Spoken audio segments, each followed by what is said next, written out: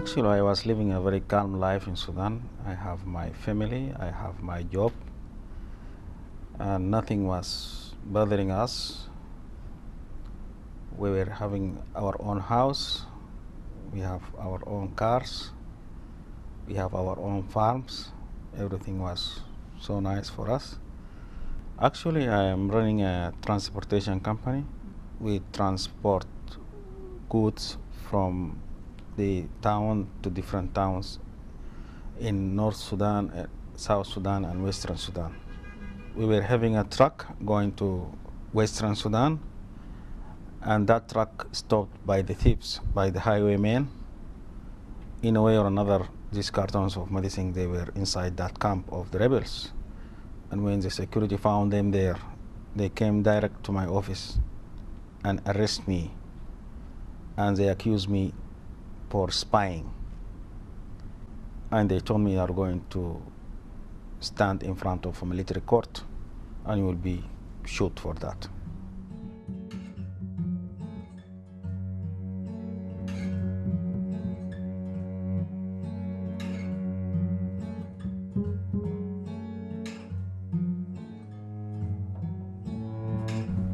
During that also they came home and they arrested my wife while I was inside the prison. And they took her for questioning and they keep asking her about with whom I'm dealing. And she found that there was somebody sitting there with one of the officers, and he was telling her why you didn't circumcise your daughter. And she told him, it is something that the government said it's not allowed anymore to circumcise a female. And they told her what the government is saying, it's something on papers. We should keep our tradition. And you should wear a very long dress because what we are wearing it's not Islamic dress. You should cover your head as well. And she was so upset and she was crying. She cried too much. And then they released her at the end of the day. And they told her, if you open your mouth talking about anything about it, then we will kill your husband.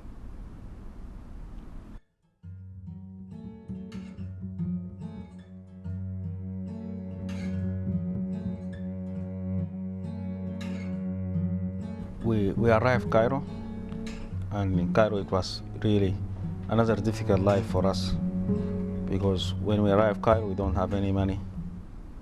We don't have enough money. We just have like a few gold that decorated the hand of my wife, and then we had sold that gold and live by the price. So we rented a very small flat. It's just one room for 5 persons, and we were not able to take our kids to school because we don't have enough money to do that.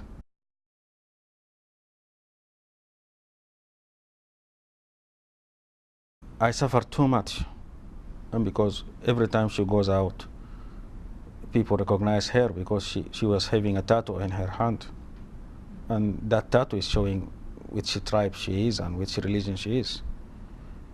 And when people saw her with me, and they know that I'm a Muslim and she is not a Muslim, so it becomes like a problem. So we found a huge problem, and finally I met a woman called Barbara Harar Bond. She is working for Asylum Access.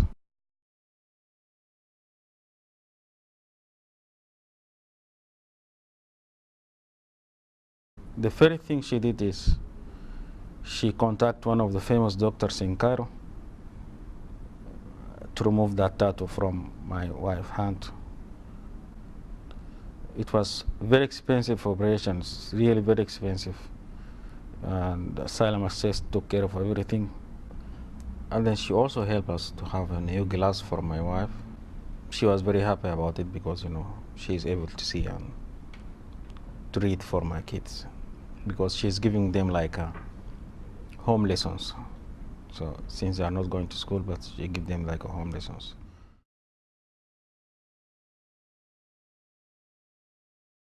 Problem is my kids, they were suffering too much because most of the time they just look through the window, see the other kids going to school, coming from school, and it was really hard for them. And they all the time they keep asking why you are not allowing us to go to school, because we lied to them from Sudan that we told them that we are going to Cairo for a vacation, for a holiday. And then they told me that this is not a holiday, this is a prison. You are just keeping us inside this hole. And we need to go out, we need to play like other kids, we need to do this and this and this. To take them out, you need to pay some money, which we don't have for that. We hardly offering 2 meals per day for them. And that was really something very painful. And if we took them just for a walk on the street, they see the shops open with, and they have sweets, they have ice cream, they have everything. Whenever they ask you of something that and you can't pay, that makes you die like 10 times a day. I have a 7-year daughter. She tried to commit suicide. One day I heard screaming. My neighbor, she was screaming and shouting, and then I just went out. I found my daughter. She's trying to jump through the window from the 3rd floor. And finally,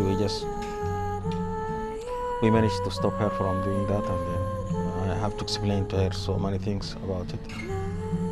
And then I spoke to Barbara from the Asylum Access, and then she told me that she needs to take my testimony.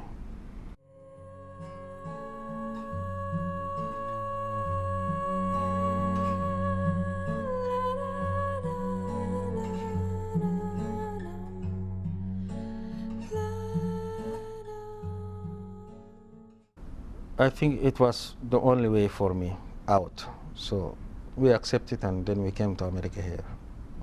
And we're really surprised because people that are dealing with us in a very respectable way.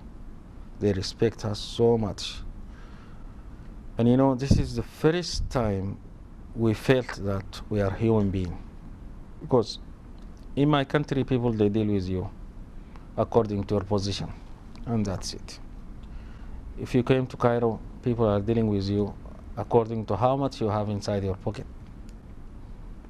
So when we came to America here, they are respecting my kids, they are respecting me, they are talking to me in a very nice way. And one of the most important things that my kids are able to go to school now. We feel now this is our final destination. And I told my family that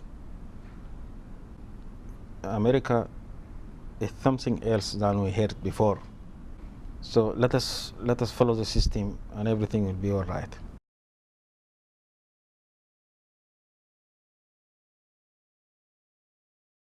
All what we need is to spend the rest of our life as a human being. We spend, most of our life just running from corner to another. But here, I'm quite sure we will feel that we can practice our own freedom. My kids will grow up in a good society.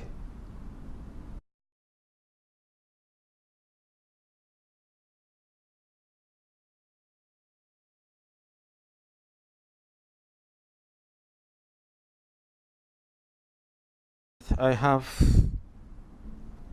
one important point that to talk about is I think it is a good chance to talk about the asylum access, what they are doing.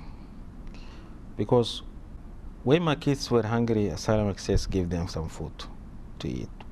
When my wife was sick, they gave her some medication. When I was in trouble, they listened to me. And the most important thing is they are always fighting to give the refugees the full rights as other uh, persons, because in Cairo the Asylum Access is fighting in order to give the refugees all the rights of education, the rights of medication, the rights of traveling, the rights of having a job. It's not a matter of feeding them. It's a matter of finding the whole rights for the refugees. So, I mean, if people try to listen to Asylum Access and try to help the Asylum Access and Amira office over there, I think they will be able to help some people that are in need of help.